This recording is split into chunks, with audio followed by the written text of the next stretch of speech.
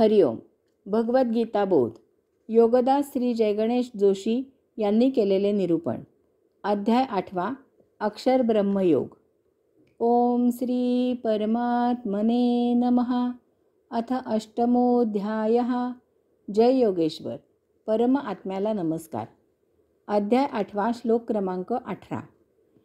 अव्यक्तात् व्यक्तयः सर्वः प्रभवन्ति अहरागमे रात्र्यागमे प्रलीयन्ते तत्र एव अव्यक्तसंज्ञके.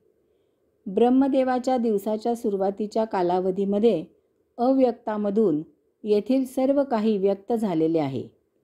त्याच्या रात्रीच्या सुरुवातीच्या कालावधीमध्ये ते त्या अव्यक्तात लोप पावते. येथे ब्रह्मदेवाचा दिवस आणि रात्र ही उत्पत्ती, स्थिती आणि लय हे दर्शवण्यासाठी रूपक म्हणून सांगितले आहेत. यामधून गैरसमज करून घेऊ नये. श्लोक क्रमांक 17 मध्ये सांगितलेली दिवसाची इतकी वर्षे सतत उत्पत्ती होत नसते किंवा 17 मध्ये सांगितलेली रात्रीची इतकी वर्षे सतत लोप पावणे चालू नसते. तसा चुकीचा समज करून घेऊ नये. आपण दिवसा जागे असतो आणि दिवसभर काम करतो. हळूहळू दिवस सरत येतो. आपण थकतो आणि दमून रात्री निद्राधीन होतो. रात्री काम करत नाही.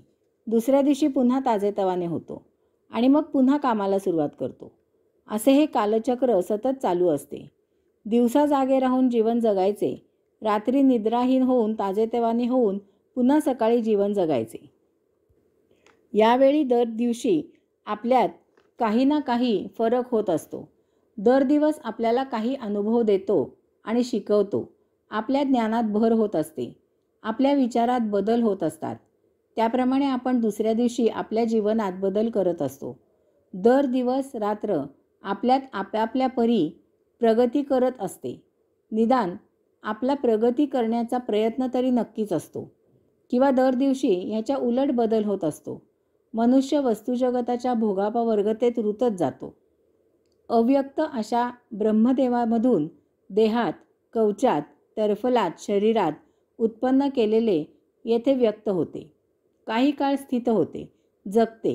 मग त्या देहाचे, कवचाचे, टरफलाचे, शरीराचे आयुष्य संपत आले की त्या वरच्या आवरणाचा त्याग करून ते व्यक्त आपल्या निर्माणात लोप पावते. पुन्हा अव्यक्त होते. ब्रह्मदेवात लोप पावते. ते तेथे काही काळ ब्रह्मदेवात अव्यक्त स्थितीत पुन्हा व्यक्त होण्याची वाट पाहते. योग्य संधी मिळताच ते पुन्हा त्या अव्यक्तातून व्यक्त होते. दिवस रात्र या रूपकाशी याचा संबंध आहे. आपला जन्म होणे म्हणजे उत्पत्ती. ब्रह्मदेवातून अव्यक्तातून व्यक्त होणे असते. येथे जीवन जगणे म्हणजे स्थिती. दिवसभर जागे राहून काम करणे असते. आपण निद्रा घेतो तसे देह थकला की आपण लय पावतो. ती दीर्घ निद्रा असते. मागील जीवन जगताना आपण भोग निर्माण केलेले असतात. ते संपुष्टात आणण्याला योग्य अशी योनी आपल्याला निवडायची असते. तशी संधी येईपर्यंत आपल्याला वाट पाहणे असते. यालाच येथे रात्रीची निद्रा असे म्हटले आहे. योग्य संधी चालून आली की त्या योनीत आपला पुन्हा जन्म होतो. पुन्हा जन्म मरणाचे रहाटगाडगे चालू होते, फिरू लागते. एखादा तमोगुणी शरीर थकल्यावर देह त्याग करतो. ब्रह्मदेवाच्या रात्रीत लोप पावतो. तो तेथे ब्रह्मदेवाच्या रात्री निद्रा घेतो. काही कालावधी थांबतो, घुटमळतो. त्याला त्याने संचित केलेले पूर्वदोष नवीन देहात उपभोग घेऊन नष्ट करायचे असतात. त्यासाठी तो योग्य अशी योनी शोधतो. जेथे पूर्वसंचित भोग नष्ट होतील आणि त्यात भर होणार नाही अशी योनी मिळताच तो पुन्हा जन्म घेतो. अव्यक्तातून व्यक्त होतो. सत्वगुणी गुणातीत करू शकेल अशी योनी निवडून अव्यक्तातून व्यक्त होतो. याच्या विरुद्धही होऊ शकते. माणूस अनुभवातून जागा होत नाही. एखादा तमोगुणी किंवा रजोगुणी व्यक्तातून अव्यक्त झाल्यावर तेथे पुन्हा भोग उपभोगण्याच्याच इच्छेने योनी निवडतो आणि अव्यक्तातून व्यक्त होतो. हे आसुरी, राक्षसी वृत्तीचे लोक असतात. त्यामुळेच भांगेत तुळस उगवते तसेच तुळशीतही भांग निपजते. एकाच आईवडिलांची 2 सख्खी भावंडे अगदी पूर्णपणे विरुद्ध स्वभावाची, आचाराची, विचाराची निघतात. अव्यक्तातून व्यक्त आणि व्यक्तातून अव्यक्त याचा अर्थ शून्यातून पूर्ण आणि पूर्णातून शून्य असा होतो का? हे जरा समजून घेऊया. यासाठी तयार करणे उत्पत्ती होणे किंवा निर्माण करणे म्हणजे काय हे जाणून घेणे आवश्यक आहे. आपण निर्माण करतो म्हणजे नेमके काय करतो? एखादी वस्तू जेव्हा दुसऱ्या वस्तूमधून किंवा इतर काही वस्तूंमधून निर्माण होते, तेव्हा ते निर्माण करण्याची क्षमता त्या वस्तूमध्ये असावी लागते. आपण लाकडामधून लाकडाची खुर्ची किंवा कपाट तयार करतो. लाकडापासून आपण खायची पोळी किंवा भाकरी तयार करू शकत नाही. आंब्याच्या झाडाला आंबेच लागतात, चिक्कू लागत नाहीत.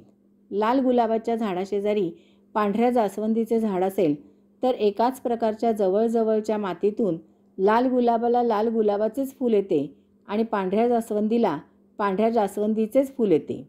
याचा अर्थ ज्यात जे निर्माण करण्याचे गुण असतात, ताकद असते, कुवत असते, क्षमता असते, त्याप्रमाणेच त्यामधून ते निर्माण होत असते. याचा अर्थ शून्य अशा अव्यक्तातून काहीही निर्माण होत नाही. जर अव्यक्त झालेले शून्य असेल तर ते मुक्त होऊन परमात्म्यात विलीन होईल.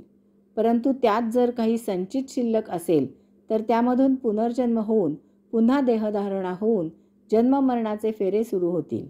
इतकेच नव्हे तर त्यात जे शिल्लक असेल त्याच्या गुणावगुणाप्रमाणेच नवीन देह धारण केला जाईल. तमोगुणी भोग संचित झालेले असतील तर त्याप्रमाणेच नवीन देह धारण केला जाईल. संचित शून्य होईपर्यंत हे असे चालूच राहील. विश्व आणि त्यातील सृष्टी कालचक्र वर्तुळाकार फिरवत असते. दररोज सकाळी सूर्य उगवतो, 12 तासाने तो अस्ताला जातो. रात्र होते, 12 तासाने तो पुन्हा उगवतो, दिवस होतो. अशा प्रकारे सूर्य उगवतो, मावळतो, दिवस रात्र होत असते. उन्हाळा, पावसाळा, हिवाळा असे ऋतुचक्र फिरत असते. पृथ्वी वर्तुळाकार स्वतःभोवती आणि सूर्याभोवती आणि सूर्य विश्वेश्वराभोवती फिरत असतो. पाण्याची वाफ होते, वाफेचे पाणी होते. उत्पत्ती, स्थिती, लय असे रहाटगाडगे सतत चालू असते. जन्म होत असतो, मृत्यू होत असतो.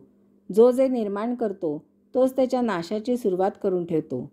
जे ज्यामधून निर्माण होते ते त्यातच लय पावते.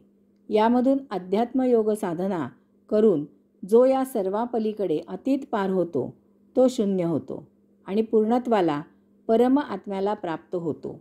हरिओम.